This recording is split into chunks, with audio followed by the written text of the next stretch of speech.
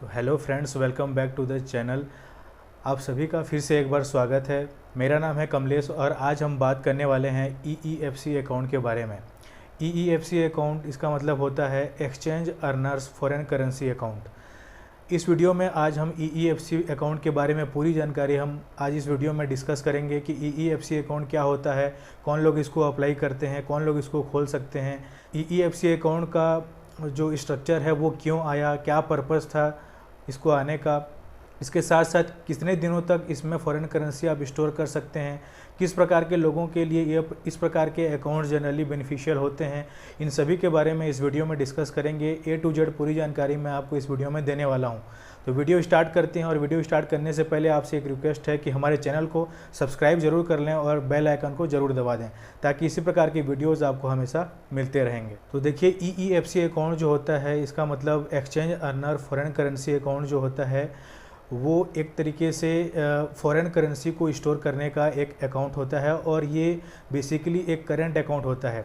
अब इसमें बात करते हैं कि इसमें ये जो करंट अकाउंट होता है इसको या तो आप अपने कंपनी के नाम से ओपन करवा सकते हो या फिर आप अपने नाम से भी ये करंट अकाउंट को किसी भी बैंक में जाकर ओपन कर सकते हो। जो बैंक यहाँ पर फॉरेक्स ट्रांजेक्शन वगैरह करता है वहाँ पर जाकर आप इस प्रकार के अकाउंट को ओपन कर सकते हो। अब बात करते हैं ये जो EEFC अकाउंट है इसको कौन लोग ओपन कर सकते हैं। तो कोई भी इंडियन रेसिडेंट इसको ओपन कर सकता है, वो अपने कंपनी के नाम से हो या अपने इंडिविजुअल नाम से भी इसको ओपन कर सकता है। अब बात करते हैं कि EEFC अकाउंट एक्चुअल में होता क्या है और ये कैसे वर्क करता है। तो चलिए हम एक सिनेरियो लेके चलते हैं कि मान लीजिए आप एक एक्सपोर्टर हैं और इंडिया में आप एक एक्सपोर्टर हैं और इंडिया में रहते हैं। तो मान लीजिए आपके पास अभी EEFC अकाउंट नहीं है, आप एक नॉर्मल करंट अकाउंट्स में आप डील करते हैं और आप एक एक्सपोर्टर हैं।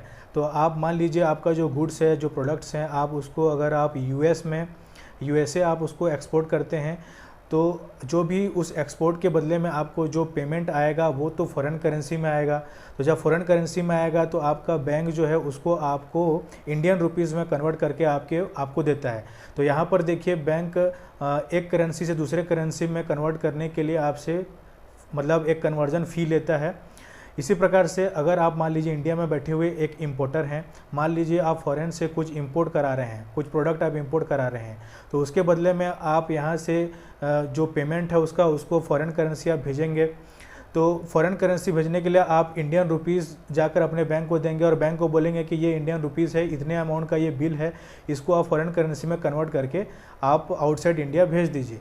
तो वहाँ पर बैंक क्या करेगी, आपसे इंडियन करेंसी लेके उसको फॉरेन करेंसी में कन्वर्ट करेगी और फिर उसको आगे वो सेंड करेगी। तो यहाँ पर भी बैंक आपसे कन्वर्जन फ़ी लेती है। तो ये इस प्रकार से जो कन्वर्जन फ़ी होता है इसको मिनिमाइज़ करने के लिए EEFC अकाउंट का कॉन्सेप्ट आया था। अब एक और सिनेरियो लेके चलते हैं हम EEFC अकाउंट का। मान लीजिए आपके पास EEFC अकाउंट है, नॉर्मल करंट अकाउंट के बदले मान लीजिए आपने EEFC अकाउंट रखा है बैंक में। तो इस कंडीशन में मान लीजिए आप एक एक्सपोर्टर हैं इंडिया में और आप एक्सपोर्ट करते हैं कोई भी गुड्स। तो उसके बदले में जब आप एक्सपोर्ट करेंगे तो एक्सपोर्ट करने के बदले में जो भी फॉरेन करेंसी फॉरेन से आ रही है आपके इंडिया में, तो इंडिया में जब फॉरेन करेंसी आएगी तो उसको बिना इंडियन रुपीज़ में कन्वर्ट किए उसको आप डायरेक्ट EEFC अकाउंट में स्टोर कर सकते हैं। अब बात आती है कि कितने दिनों के लिए EEFC अकाउंट में बिना कन्वर्ट किए हम रख सकते हैं उस फॉरेन करेंसी को। तो यहाँ पर बात आती है कि जिस महीने आपका ये पेमेंट आता है आपके EEFC अकाउंट में, उसके अगले महीने के लास्ट तारीख तक आप इसको यहाँ पर स्टोर करके रख सकते हैं बिना कन्वर्ट किए। अब मान लीजिए एक और एग्जांपल लेके चलते हैं कि आप एक इंपोर्टर हैं इंडिया में, आप कुछ सामान आप इंपोर्ट कराते हैं, मंगाते हैं इंडिया में। तो जो भी सामान आप यहाँ इंडिया में इंपोर्ट कराते हैं उसके बदले में भी आपको फॉरेन करेंसी यहाँ से भेजना पड़ेगा। तो इस कंडीशन में आपको इंडियन रुपीज़ बैंक को देना नहीं पड़ेगा और उसको कन्वर्ट नहीं कराना पड़ेगा। आपके EEFC अकाउंट में जो फॉरेन करेंसी पड़ा हुआ है उसी को आप उठाकर पेमेंट कर सकते हैं आउट ऑफ इंडिया। तो यहाँ पर देखिए, अगर आप एक्सपोर्ट भी करें या इंपोर्ट भी करें तो दोनों कंडीशन में मान लीजिए आपके पास पेमेंट आ रहा हो या फिर पेमेंट आपसे यहाँ पर जा रहा हो, दोनों कंडीशन में कोई भी करेंसी कन्वर्जन फ़ी आपको यहाँ पर नहीं लग रहा है। तो जो EEFC अकाउंट है इसका सबसे बड़ा बेनिफिट यही है कि इसमें आपको कन्वर्जन का टेंशन इसमें नहीं रहता है और कन्वर्जन फ़ी आपको नहीं लगता है। अब बात यह है कि ये जो EEFC अकाउंट में जो आपका फॉरेन करेंसी स्टोर करके रखा हुआ है, आप इसको चाहें तो इंडियन रुपीस में कन्वर्ट करा के निकाल भी सकते हैं। लेकिन उसमें यह है कि जिस महीने आपका इसमें पेमेंट आया है उसके अगले महीने के लास्ट तारीख से पहले आपको इंडियन रुपीज़ में इसको कन्वर्ट करा के आपको लेना पड़ेगा। या फिर आप क्या कर सकते हैं, इस टाइम ड्यूरेशन के पहले ही आप कुछ भी सामान अगर मान लीजिए इंडिया से बाहर से मंगाए हैं तो उसका पेमेंट आप इसी EEFC अकाउंट के फॉरेन करेंसी को उठाकर पेमेंट कर सकते हैं।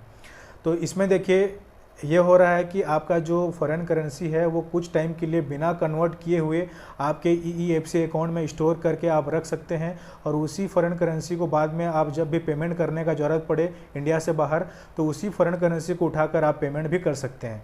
तो यहाँ पर देखिए कि कुछ टाइम के लिए आपको बिना कन्वर्जन रेट दिए हुए ही यहाँ पर एक टाइम ड्यूरेशन मिल जाता है कि उतने टाइम तक आप इसको यहाँ पर फॉरेन करेंसी को बिना कन्वर्ट किए हुए ही रख सकते हैं।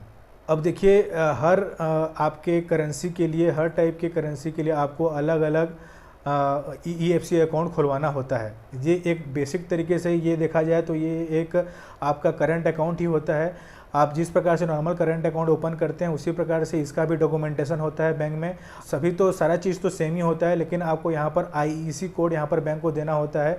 जो आपका एक्सपोर्ट इंपोर्ट का कोड है वो आपको बैंक को देना होता है, और आप EEFC अकाउंट एक पर्टिकुलर किसी भी करेंसी में आप यहाँ पर खुलवा सकते हैं। तो वही करेंसी आप यहाँ पर इसमें ले सकते हैं फ़ॉरेन से। देखिए जो फॉरेन करेंसी आप इसमें मंगाएंगे उसको आप टोटली 100% इसमें मंगा सकते हैं। इसमें कोई भी पार्शियल डिपॉजिट नहीं है कि 30% 80% ऐसा कोई रेशियो नहीं है। 100% पूरा अमाउंट आप इस अकाउंट में डायरेक्टली डिपॉजिट करा सकते हैं फॉरेन करेंसी के रूप में। अब मान लीजिए आप EEFC अकाउंट से इंडियन रुपीज़ के रूप में कन्वर्ट करा के आपने पैसे को विड्रॉ कर लिया। तो अगर विड्रॉ कर लिया तो आप फिर से उस इंडियन रुपी को कन्वर्ट करके आप EEFC अकाउंट में नहीं डाल सकते। EEFC अकाउंट में जो फॉरेन करेंसी रखा हुआ है उसको आप अगर विड्रॉ कर चुके हैं तो उसको आप फिर से नहीं डाल सकते। आप बस ये कर सकते हैं कि उसमें पड़े हुए जो फॉरेन करेंसी है उसको यूज़ करके कोई पेमेंट आप इंडिया से बाहर भेज सकते हैं। तो जैसा कि मैंने बताया कि आपका कितने दिनों के लिए इस अकाउंट में ये फॉरेन करेंसी को स्टोर करके रखा जा सकता है, तो मैंने बताया था कि जिस महीने भी आपका इसमें पेमेंट आ रहा है उसके अगले महीने के लास्ट तारीख तक आप इसमें जमा करके रख सकते हैं। तो मान लीजिए आप मार्च के 5 तारीख को आपके पास पेमेंट आया इस अकाउंट में, तो आप अप्रैल महीने के 30 तारीख तक इसमें पैसा स्टोर करके रख सकते हैं।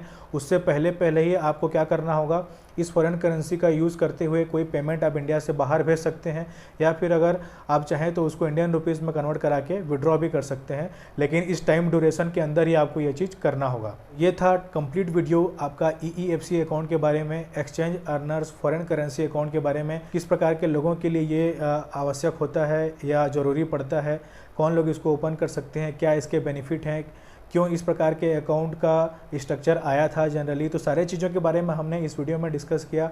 आई होप आपको वीडियो अच्छा लगा होगा। अगर आपको वीडियो अच्छा लगा तो एक लाइक ज़रूर कीजिएगा, हमारे चैनल को सब्सक्राइब कर दीजिएगा और एक बेल आइकन ज़रूर दबा दीजिएगा, ताकि इसी प्रकार के वीडियोज़ आपको हमेशा मिलते रहेंगे। धन्यवाद।